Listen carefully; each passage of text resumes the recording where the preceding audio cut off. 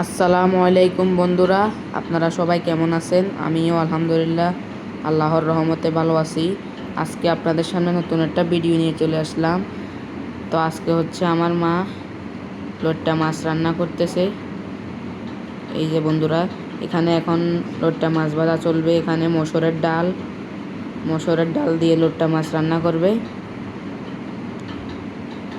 এই যে মসুরের ডালগুলো এখন ঢেলে দিল এখানে পাতিলে।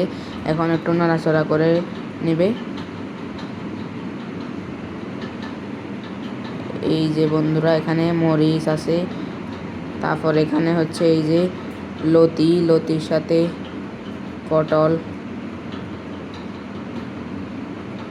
এগুলো সব একসাথে মিক্স করে নেবে। রান্নার জন্য এখন চলতেছে। এই যে বন্ধুরা, এখানে একটু এখন পানি দিয়ে নিচ্ছে। তো আপনারা বেশি বেশি আমাকে সাপোর্ট করবেন, আমার ভিডিওতে লাইক দিবেন এবং আমার চ্যানেলটি সাবস্ক্রাইব করে আমার পাশে থাকবেন। আপনাদের কাছে এটাই অনুরোধ। তো আপনাদেরকে আমি একটু লইট্টা মাছগুলো দেখিয়ে দিই। এই যে লইট্টা মাছ, এই যে বন্ধুরা, একদম বাজার থেকে কিনে আনা ফ্রেশ তরতাজা মাছ, টাটকা। এগুলো এখন রান্না চলবে। আজকের অনেক মজাদার খানা।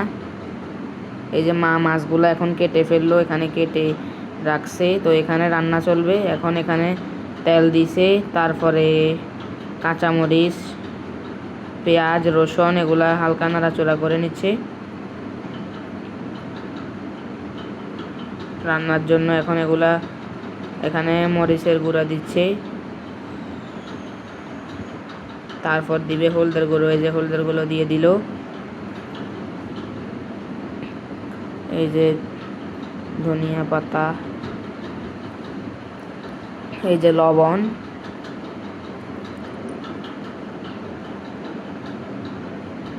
তো আপনাদের কার কার পছন্দ লইট্টা মাছ দিয়ে ডাল রান্না, কমেন্টে জানাবেন। আমার কিন্তু দারুণ পছন্দ। এই যে লইট্টা মাছগুলো এখন রান্না হয়ে গেছে।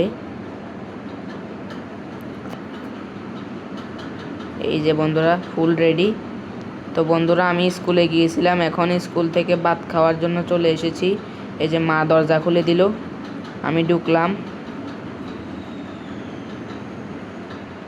তো এখন দেখুন, স্কুল থেকে চলে এসে প্রথমে গরম লাগতেছিল, তার জন্য মাকে বললাম শরবত বানিয়ে দিতে। মা শরবত বানিয়ে দিছে। এই যে এখন বিস্কুট দিয়ে শরবত খাচ্ছি, লেবুর শরবত।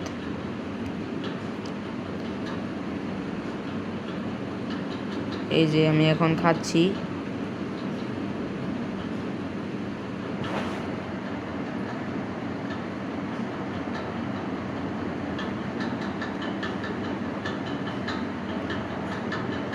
অনেক ঠান্ডা, খেয়ে ভালো লাগতেছে শরবতটা।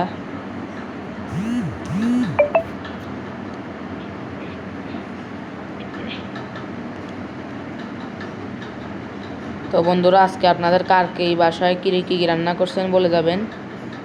আজকে আমাদের রান্না তো দেখিয়ে দিলাম আপনাদেরকে। অনেক মজাদার, বিস্কুট দিয়ে লেবুর শরবত। তো বন্ধুরা, ব্লগটি কেমন লেগেছে অবশ্যই কমেন্টে জানাবেন। তো আজকের ব্লগটি এখানে শেষ করতেছি। সবাই ভালো থাকবেন, সুস্থ থাকবেন, আমাকে সাপোর্ট করবেন। তো আজকের ব্লগটি সবাই ভালো থাকবেন। আল্লাহ হাফেজ, আসসালামু আলাইকুম।